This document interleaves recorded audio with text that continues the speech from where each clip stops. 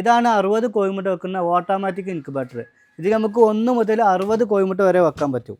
അപ്പോൾ നമ്മൾ ആദ്യം എന്താ ചെയ്യേണ്ടത്, ഇതിൻ്റെ അടിയിൽ നമ്മൾ ന്യൂസ് പേപ്പർ വെച്ച് കൊടുക്കുക. ന്യൂസ് പേപ്പർ വെച്ച് കൊടുത്തതിന് ശേഷം ഈ കോഴിമുട്ട ഈ പാത്രത്തിൻ്റെ നേർക്ക് കൂർമ്പുള്ള ഭാഗം വേണ്ട രീതിയിൽ നമ്മൾ വെച്ച് കൊടുക്കുക.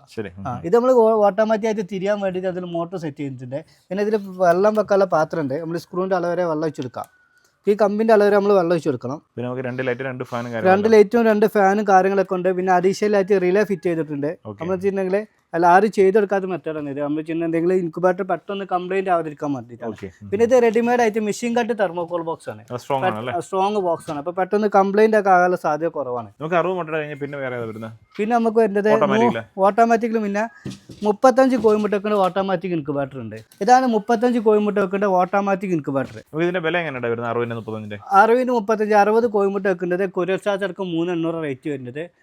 കൊറിയർ ചാർജ് ഇല്ലാതെ 3,600 പിന്നെ ഇത് 35 കോഴിമുട്ട വെക്കേണ്ട ഓട്ടോമാറ്റിക് ഇൻക്യുബേറ്ററാണ്. ഇതിൽ നമുക്ക് എന്താ ചെയ്യേണ്ടത് വെച്ചാൽ നമ്മൾ ആദ്യം അടിയിൽ ന്യൂസ് പേപ്പർ വിരിക്കുക. പിന്നെ ഈ ട്രേ അലുമിനിയത്തിൻ്റെ ട്രേ അതിന് മുകളിൽ വെക്കുക.